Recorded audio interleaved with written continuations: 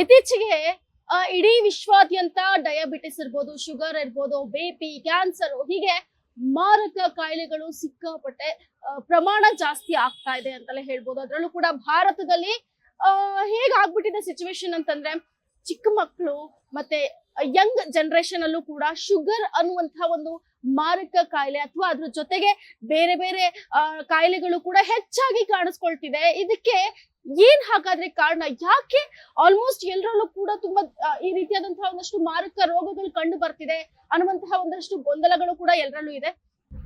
ಈಗ ICMR ಒಂದು research ಅನ್ನ ಮಾಡಿರುವಂತಹದ್ದು, ಇದರಲ್ಲಿ ಒಂದು ಡೇಂಜರಸ್ ಅಂಶ ಪತ್ತೆಯಾಗಿದೆ ಅಂತ ಹೇಳ್ಬೋದು. ICMR ಅಂದ್ರೆ ಇಂಡಿಯನ್ ಕೌನ್ಸಿಲ್ ಮೆಡಿಕಲ್ ರಿಸರ್ಚ್ ಒಂದು ಅಂಶವನ್ನ ಕಂಡುಕೊಂಡಿದೆ. ಇದು ಸೀರಿಯಸ್ಲಿ ಒಂದು ದೊಡ್ಡ ಒಂದು ಗಂಭೀರವಾಗಿ ಪರಿಗಣಿಸಬೇಕಾಗಿರುವಂತಹ ಒಂದು ವಿಷಯ ಅಂತ ಹೇಳ್ಬೋದು. ಯಾಕೆ ಅಂತಂದ್ರೆ, ನಾವು ಸೇವಿಸುವಂತಹ ಒಂದು ಆಹಾರ ಏನಿದೆ, ನಮ್ಮ ಒಂದು ಜೀವನ ಶೈಲಿ ಏನಿದೆ, ಇದು ಎಷ್ಟರ ಮಟ್ಟಿಗೆ ಆಘಾತಕಾರಿ, ನಮ್ಮ ಒಂದು ಬಾಡಿಯನ್ನ ಯಾವ ಒಂದು ಅಪಾಯಕ್ಕೆ ದೂಡ್ತಾ ಇದೆ ಅನ್ನೋಂಥದ್ದು ನಮ್ಗೆ ಯಾರಿಗೂ ಕೂಡ ಗೊತ್ತಿಲ್ಲ. ಜಸ್ಟ್ ಇಮ್ಯಾಜಿನ್ ಮಾಡ್ಕೊಬೇಕು ಇವಾಗ ನಾವು. ಯಾಕಂದ್ರೆ ನಾವು ನಿತ್ಯ ಸೇವಿಸುವಂತಹ ಒಂದು ಆಹಾರ ಏನಿದೆ, ಅದೇ ನಮ್ಮ ಬಾಡಿಗೆ ಮಾರಕ ಆಗ್ತಿದೆ, ಅದೇ ನಮ್ಗೆ ಕಾಯಿಲೆಗಳನ್ನ ತರ್ತಾ ಇದೆ ಅಂತಂದ್ರೆ ಇನ್ ಎಷ್ಟರ ಮಟ್ಟಿಗೆ ನಮ್ಮ ಆಹಾರ ಪದ್ಧತಿ ಸಿಸ್ಟಮ್ ಎಷ್ಟರ ಮಟ್ಟಿಗೆ ಒಂದು ಡೇಂಜರಸ್ ಅನ್ನೋದನ್ನ ನಾವಿಲ್ಲಿ ಕಂಡುಕೊಳ್ಬೇಕಾಗುತ್ತೆ. ಹಾಗಾದ್ರೆ ನಾವು ಸೇವಿಸೋದಾದ್ರೆ ಏನು? ಹಾಗಾದ್ರೆ ನಾವು ಊಟ ಮಾಡಬಾರ್ದಾ? ಹಾಗಾದ್ರೆ ನಾವ್ ಏನ್ ತಿನ್ನಬೇಕು?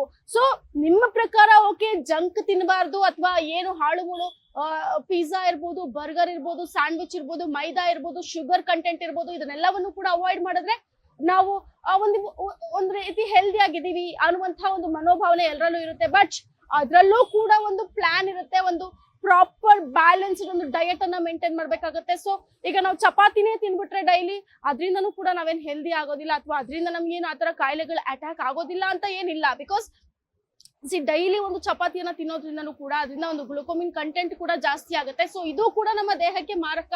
ಒಂದು ದಿನದಲ್ಲಿ ಒಂದು ಪ್ರಾಪರ್ ನ್ಯೂಟ್ರಿಷನ್, ಪ್ರಾಪರ್ ಪ್ರೋಟೀನ್ಸ್ ಸಿಗುವಂತಹ ಒಂದು ಬ್ಯಾಲೆನ್ಸ್ಡ್ ಡಯಟ್ ಅನ್ನ, ಒಂದು ಬ್ಯಾಲೆನ್ಸ್ಡ್ ಫುಡ್ ಅನ್ನ ನಾವು ಸೇವನೆ ಮಾಡಿದಾಗ ಅಷ್ಟೇ ನಮ್ಮ ಒಂದು ಹೆಲ್ತ್ ಸರಿಯಾಗಿರುತ್ತೆ. ನಾವು ಇಂತಹ ಒಂದು ಮಾರಕ ಕಾಯಿಲೆಗಳನ್ನ ಒಂದು ಹೊಡೆದುಳಿಸೋದಕ್ಕೆ ಅಥವಾ ನಮ್ಮ ಹತ್ರ ನಮಗೆ ಆ ರೀತಿಯಾದಂತಹ ಒಂದಷ್ಟು ಸಮಸ್ಯೆಗಳು ಬರದೇ ಇರೋ ರೀತಿ ನಾವು ನೋಡ್ಕೊಳ್ಬಹುದಾಗುತ್ತೆ.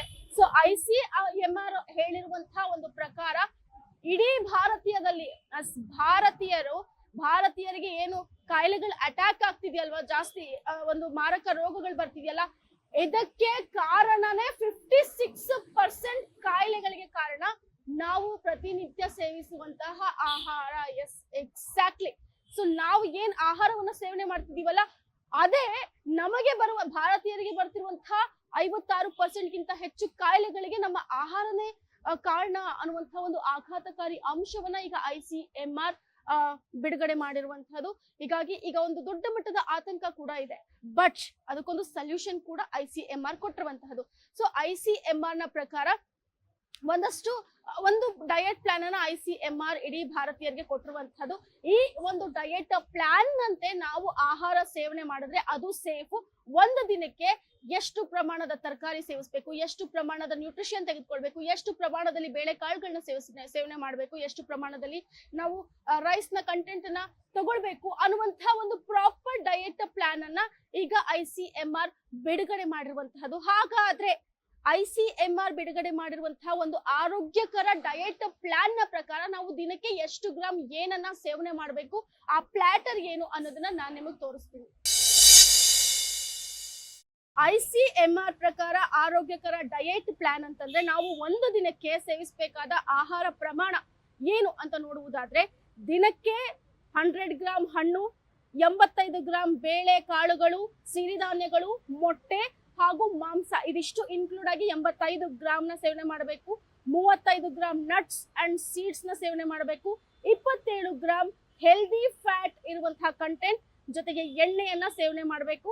250 ಗ್ರಾಮ್ ಧಾನ್ಯಗಳು, 300 ml ಹಾಲು ಅಥವಾ ಮೊಸರನ್ನ ಕನ್ಸ್ಯೂಮ್ ಮಾಡಬೇಕು. 400 ಗ್ರಾಮ್ ತರಕಾರಿಗಳು. ಇದಿಷ್ಟು ಒಂದು ಹೊತ್ತಿನ ಊಟ ಅಲ್ಲ, ಇಡೀ ದಿನದ ಒಂದು ಆಹಾರ. ಇಷ್ಟು ಪ್ರಮಾಣದಲ್ಲಿ ನಾವು ಇಷ್ಟಿಷ್ಟು ಗ್ರಾಮ್ ನಲ್ಲಿ ಒಂದು ದಿನಕ್ಕೆ ಸೇವನೆ ಮಾಡಬೇಕು. ಆಗ ನಮ್ಮ ಆರೋಗ್ಯಕರ ಅಂದ್ರೆ ಒಂದು ಹೆಲ್ದಿ ಡಯಟ್ ಅನ್ನ ನಾವು ಮೇಂಟೈನ್ ಮಾಡ್ತೀವಿ. ನಮ್ಮ ಜೀವನ ಶೈಲಿಯನ್ನ ನಾವು ಉತ್ತಮಗೊಳಿಸ್ಕೊಳ್ಬಹುದು. ಇದರಿಂದ ಕಾಯಿಲೆಗಳು ಕೂಡ ಕಡಿಮೆ ಆಗ್ತಾ ಹೋಗ್ತವೆ. ಇದು ಒಂದು ಹೆಲ್ದಿ ಡಯಟ್ ಚಾರ್ಟ್ ಅನ್ನ ICMR ಬಿಡುಗಡೆ ಮಾಡಿರುವಂತ. ಗ್ಯಾರಂಟಿ ನ್ಯೂಸ್, ಸುದ್ದಿ ಖಚಿತ, ನ್ಯಾಯ ನಿಶ್ಚಿತ.